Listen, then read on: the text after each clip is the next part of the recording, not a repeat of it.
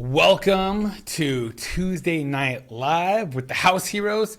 I'm Ryan Leneker, and our goal is to educate and empower you on all things related to real estate. Let's get into some of these slides. So there are many people thinking about buying a home, but with everything affecting the economy, some are wondering if it's a smart decision to buy now or if it makes more sense to wait it out.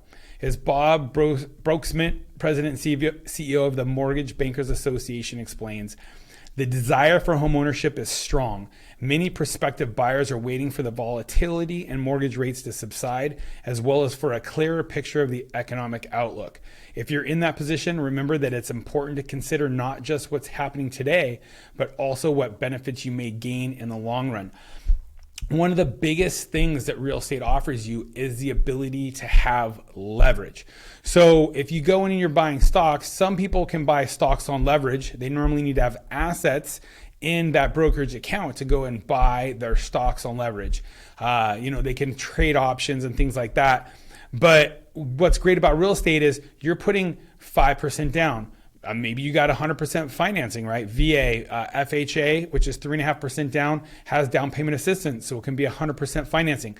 So you're either putting 0% to, let's say 20% down on a traditional conventional mortgage, but you're borrowing the rest of that money. So if you're buying a $500,000 house and that goes up 10% in value, and now it's 50 grand, you've made 50 grand. But if you really only put, let's say 5% down, that $25,000 down payment made you equity of $50,000, right? Well, if you went and all you had was 25 grand and you put that into a stock, you would need that stock to essentially triple to have that now 75 grand, right? The original 25 plus the new 50. So instead of having to have a 300% return, you can essentially have a 10% return in real estate because you're leveraging, you're borrowing other people's money, right? In this case, normally a bank, maybe it's federally backed loan or something like that. That is one of the biggest key tenets of real estate is leverage. And it's the great part about it is if you're putting 20 grand, 25 grand into a stock, you don't know what's really going to happen to that.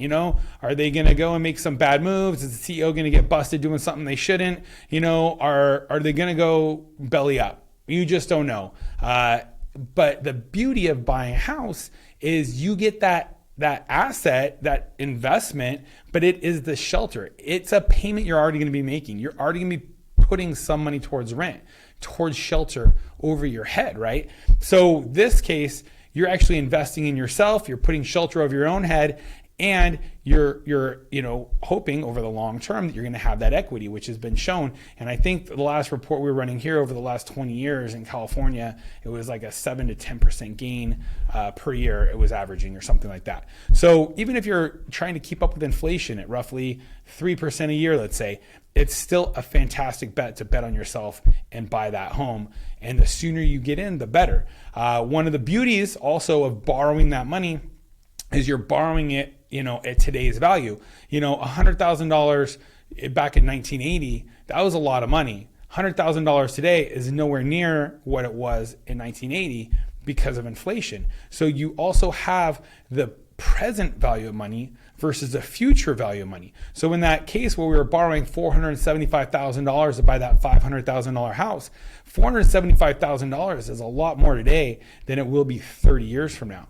And that's one of the benefits is you're paying your mortgage over time, and it's normally a 30-year mortgage. Now they've got some pretty cool programs coming out. We won't get into some of the 40 years that are coming out that are actually pretty cool, but so you're paying it over time, right? And most people will then end up refinancing at some point in time and actually getting a lower rate, so they pay less in interest. And sometimes that'll push it out further into the 30 years, right? Because money's going to get cheaper over time. But what you need to know is time is your friend. You're going to have that growth over time. You're going to have that shelter over your head. And the money you're going to be paying back is going to be less hard to come across later. Because obviously with inflation, everything goes up. Wages are going to go up, and it's going to be easier to pay back that money. I know at my house, when I first got into it, my mortgage payment was more than rent in the area. Now my mortgage payment, because I've refinanced into, the sub 3% rate when I had the chance, My mortgage payment is less than a one bedroom rental property in LA. So one of the properties we just sold, the tenant was paying more in rent on a one bedroom with no garage. So one bedroom, one bath, roughly about 450 to 500 square foot property house. A small, tiny backyard, maybe 30, 40 square feet backyard. No off-street parking on a super busy street that you can almost never find parking on. And they were paying roughly what my mortgage is with all my insurance, with all my taxes, everything in. And that's the beauty of the time value of money and getting in early. So now is early. One of those interesting comments here on this slide was where he's saying that many prospective buyers are waiting for the volatility in mortgage rates to subside, as well as for a clearer picture of the economic outlook.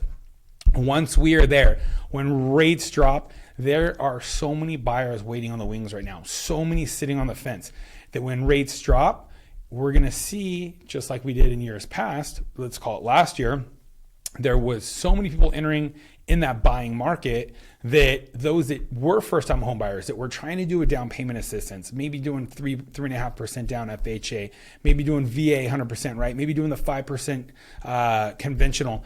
They were getting blown out of the water by people who had a lot of money. So there's a big number of individuals out there who are sitting on the fence waiting for rates to get lower, but what they don't realize is they're not going to be able to buy a home most likely when rates do get lower, because there's still such a shortage of inventory that they're going to, again, just get outbid for those homes and probably get blown out of the water.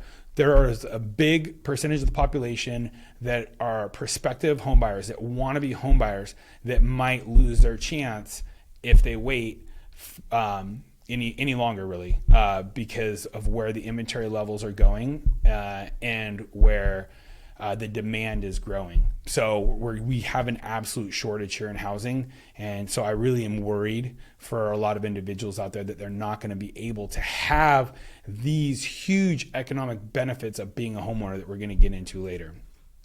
So just remember, there's a lot of people sitting on the fence right now, and the ones who jump in earliest are probably going to get the best properties, have the best chance to get something closer to what they're looking for, and then go ahead and refinance down the road when they have a better chance to get into those lower rates, right? So there's a lot of information out there about how homeownership helps build a homeowner's net worth over time. But even today, many people think first about things like a 401k before they think of owning a home as a wealth building tool. It's especially important if you're a young prospective home buyer to understand how home ownership is another key way to invest in your future. An article from Bloomberg notes, millennials have higher average 401k balances than Generation X did when they were the same age, but they're not any better off financially. A lot of that has to do with being less likely to own a home. So I think that's true. I know I wasn't investing a lot in my retirement back then. I was all housing. I wanted rentals right off the bat. I actually owned a rental before I owned my own personal home. I was selling homes to friends that had jobs right out of college.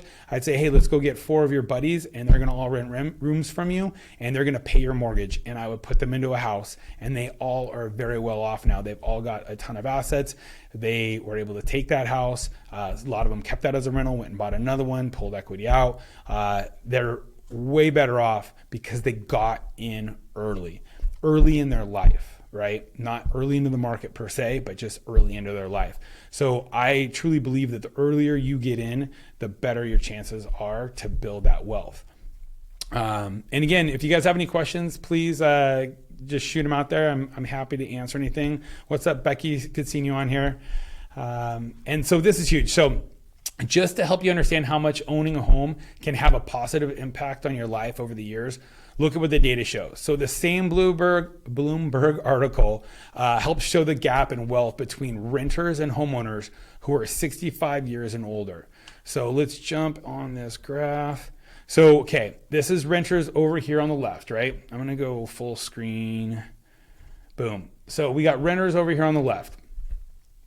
The median income let's just kind of look at the right side of that. So if you were making $110,400 as a renter, 65 and older, the median income of people that were at 110,000, so roughly, a few made less than 110, a few made over, they averaged a net wealth of $334,000.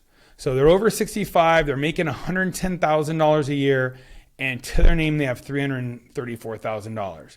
That's going to be tough. They're going into retirement. They're not going to have a ton of assets to be bleeding on, right?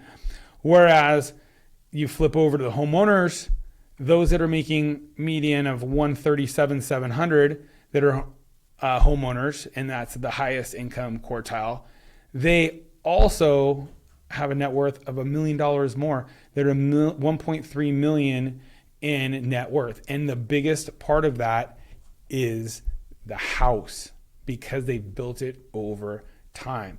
And so you just even look, basically all of these numbers are from 100 times larger in the lowest income quartile to 4 times higher in the highest income quartile. So that shows how important a home is to your net worth. One of the biggest things that happens when you pay rent, rent's due, you're flushing it down the toilet and you're paying somebody else's mortgage. When you're paying your own mortgage, even if it's the monthly payments more by roughly $1,000, let's say, you're going to be better off, because not only are you paying your interest payment, which, hey, we could equate that to the rent. You're flushing it down the toilet in theory. But so you pay your interest, but you also are paying down principal. So it's like a forced savings account. It's forcing you to save money by paying off that loan. So if you start with, our original example of that $500,000 house, you're borrowing $475,000. In 30 years, if you don't ever refinance, you will have chipped away and you will have $475,000 paid off. Even if the home stayed the same, you've got now $500,000 asset, right? Now, we know over time, housing has gone up because of scarcity of land, because of scarcity of building and cost of materials, all of that. So with a house going up over time, you've also got that equity that you've got from appreciation. So you've got the forced savings aspect, you got the appreciation. But in your payment, right, that interest can also potentially be written off towards taxes. So if the interest is high enough, currently you're able to take that, and if it's over what you can get as the standard deduction, you might actually have some increased tax benefits from that mortgage amount, especially when it's higher purchase price and there's more interest being paid. Now that rates have gone up, a lot of people are able to take advantage of that additional money they're paying towards interest and be able to get the tax write-off from it. So you've got a potential for a tax write-off, you've got a forced savings, and then you've got the appreciation over time. And then obviously you're paying your taxes and in your insurance as well. So it's huge. You've obviously got all the other things we've talked about. I think it was 2 or 3 weeks ago. The non-financial benefits of home ownership. Being able to go out there, do projects. Do the fun stuff, right? The quartz counters. Really dial it in to the way you want to live and have that pride of home. Of home ownership. So that's the biggest thing. If you guys want any of the slides, if you guys want to see any numbers on the cost of renting versus being a homeowner for a certain price point, we can do specific breakdowns. If you're paying $3,500 a month in rent right now, what does that equate to on a mortgage payment? And, normally it's about $4,500 is about the same. And we can show you whether or not it makes sense to buy now. It's a buy or rent calculator. And for most people, it does normally make sense to buy now. So especially if you're going to be living in that same location for the next 5 years, I highly, highly, highly suggest buying. If you're going to be here 1 or 2 years, it might not make sense because of the cost of buying and selling. You eat into a lot of that potential equity and things like that. So bottom line, if you want to create wealth to help set you up for success later, it may be time to prioritize home ownership. That's because whether you decide to rent or buy a home, you'll have a monthly housing expense either way, right? Rent's due. And And the question is, are you going to invest in yourself and your future? Or will you help someone else, your landlord, increase their wealth? Thank you guys for joining us tonight. I really appreciate it. Again, please join us here every Tuesday night, 9 p.m. We'll bring you everything that's going on in real estate. We're going to probably start breaking down our buyer's guide as well. Everything you need to know to become a home buyer in this market. And definitely follow us on YouTube as well, where we bring you real estate daily, the hottest news in real estate, brought to you by Troy, who's always off the wall. Sometimes he's getting shadow banned on YouTube because of things he says, because he's crazy. And then also on Instagram, we bring you walkthroughs, crazy stuff we see, and real estate tips of the day. Other than that, I hope you guys are having a great day, and peace and God bless. Take care.